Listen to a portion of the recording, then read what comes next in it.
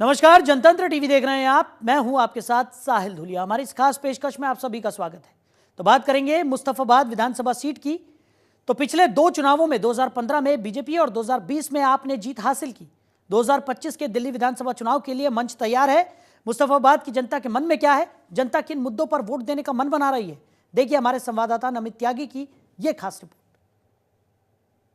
दिल्ली के अंदर चुनावी दंगल शुरू हो गया है। 5 फरवरी को वोटिंग होगी। हम रोजाना अलग अलग विधानसभा सीट का हाल आपको बता रहे हैं। इस वक्त हम पहुंचे हैं दिल्ली की मुस्तफाबाद विधानसभा सीट पर। हालांकि 2020 में यहां से आम आदमी पार्टी ने जीत दर्ज की थी, लेकिन इस बार 40% मुस्लिम आबादी वाली इस विधानसभा सीट के अंदर 3 मुस्लिम कैंडिडेट हैं। आम आदमी पार्टी की तरफ से आदिल अहमद खान है, तो वहीं कांग्रेस ने अली मेहंदी को चुनावी मैदान में उतारा है। वहीं AIMIM की तरफ से असदुद्दीन ओवैसी ने ताहिर हुसैन को चुनावी मैदान में उतारा है। बीजेपी की तरफ से मोहन सिंह बिष्ट है। आखिर क्या है इस इलाके के लोगों की राय, लोगों के बीच में चलेंगे, बातचीत करने का प्रयास करेंगे कि आखिर क्या यहाँ के लोग सोचते हैं, क्योंकि इस बार मुकाबला काफ़ी टफ हो गया है। तमाम लोग इस इलाके के हमारे साथ मौजूद हैं। क्या नाम है जनाब आपका? जी अकबर नाम है जी। अकबर भाई, मुस्तफाबाद में क्या लग रहा है इस बार कौन आगे चल रहा है? रणनीति में बताऊं, कांग्रेस तो किसी दिन में नहीं है। यही हमारी बीजेपी से टक्कर, और बीजेपी आम आदमी अच्छा है। आम आदमी बीजेपी, और बीजेपी ने कोई सहूलियत नहीं दी है। आम आदमी सरकार ने इतनी सहूलियत दी है, बच्चे की पढ़ाई, अस्पताल और जितनी महिलाओं को सुरक्षा दी है बीजेपी, वो आम आदमी पार्टी ने दी है। बीजेपी ने कुछ नहीं दिया है। आपको क्या लग रहा है कौन आगे? क्योंकि इस बार 3 मुस्लिम कैंडिडेट है। आदिल अहमद खान आम आदमी पार्टी से है, अली मेहंदी कांग्रेस से हैं, असदुद्दीन ओवैसी ने भी ताहिर हुसैन को उतारा है। तो क्या मुकाबला टफ रहेगा? मुकाबले में बिल्कुल कोई नहीं है, सिर्फ आम आदमी पार्टी है ओनली। क्यों, ऐसा क्यों कह रहे हैं आप? ऐसा इसलिए कह रहा हूँ कि हम माहौल देख रहे हैं ना सर। जिस बंदे के बिहार में पूछो वो यही कह रहे हैं कि आम आदमी पार्टी। अच्छा, ताहिर हुसैन जो है, ताहिर हुसैन हमारे आम आदमी पार्टी से थे।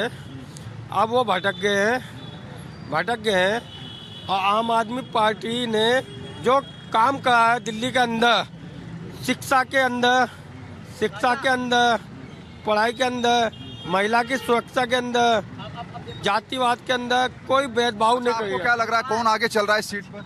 इस पे आदिल खान। क्यों आदिल को क्यों कह रहे हैं आप? वो भाई काम हो रहा है ना इधर एरिया में।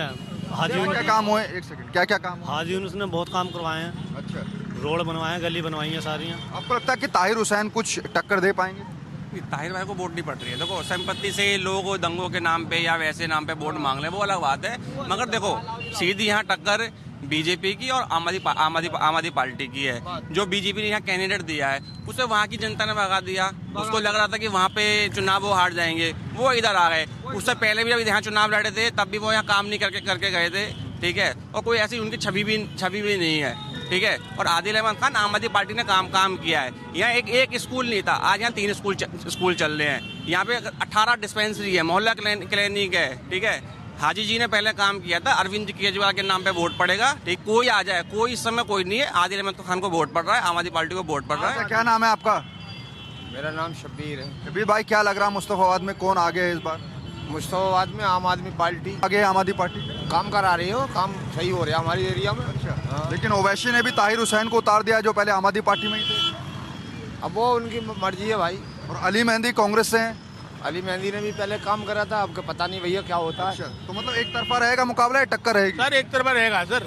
ये तो 2008 में लड़े थे, जो बीजेपी से कैंडिडेट है। 2008 में कभी विधायक थे यहाँ पर, तब भी इन्होंने काम नहीं कराया। यहाँ कितने ने मोहन सिंह बिष्ट की बात कर रहे हैं। मोहन सिंह बिष्ट की, सर गड्ढे पानी था यहाँ पर भरा। वो तो कह रहे हैं कि मैं करावल नगर से था, मेरी बगल की है, मुझे सब लोग जानते हैं। नहीं जानते तो पता चल जाएगा आपको सर, सबको पता चल जाएगा क्या माहौल है, कैसा है। आपको क्या लग रहा है जी कौन आगे चल रहा है यहाँ से?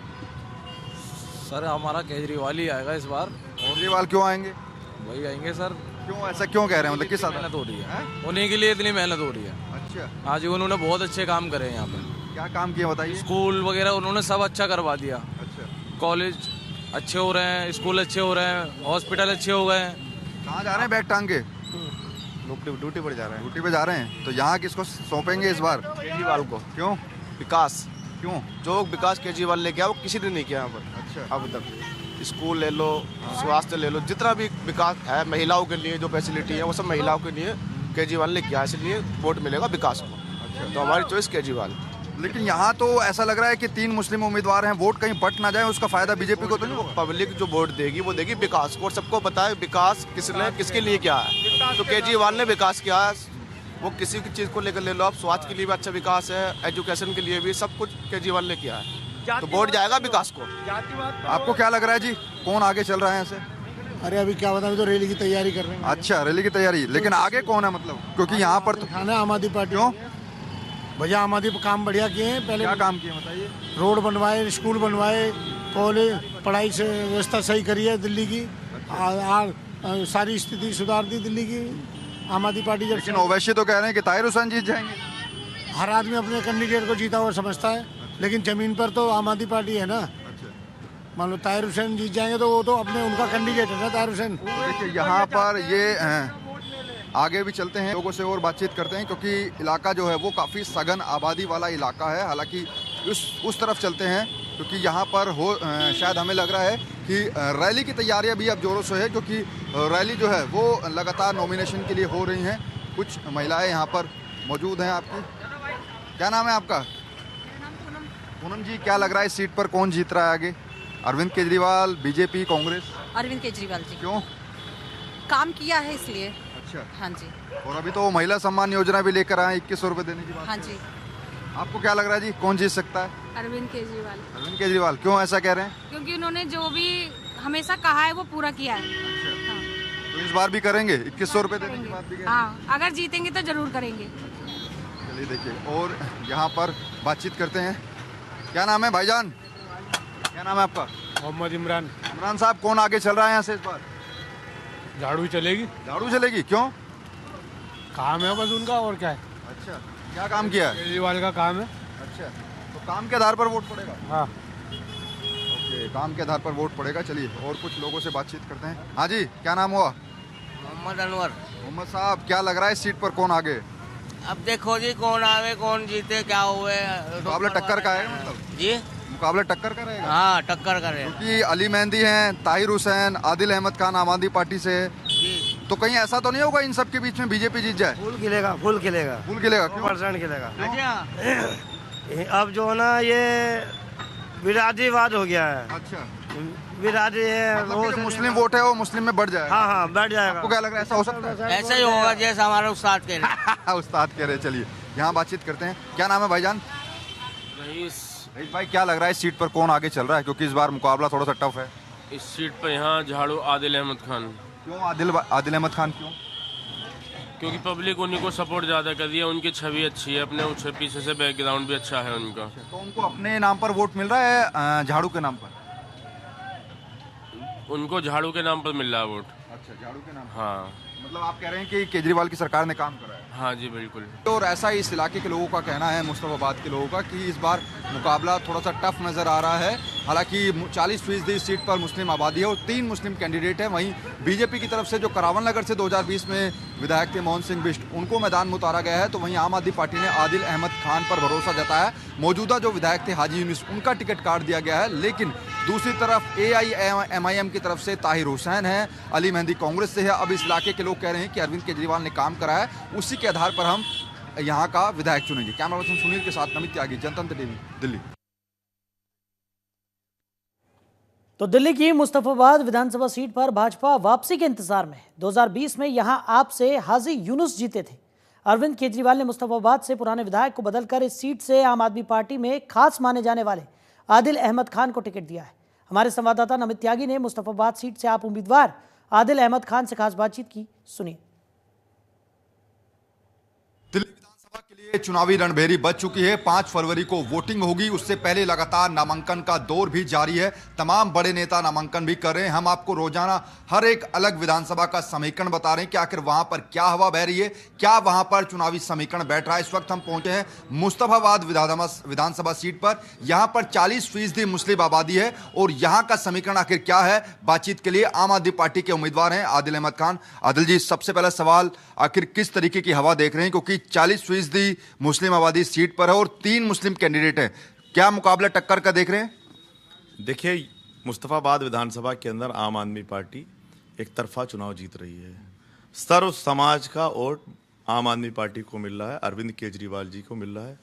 अरविंद केजरीवाल जी के काम को मिल रहा है, अरविंद केजरीवाल जी के ईमानदारी को, महिला सम्मान को, वृद्ध संजीवनी योजना को, बिजली पानी, एजुकेशन को वोट मिल रहा है।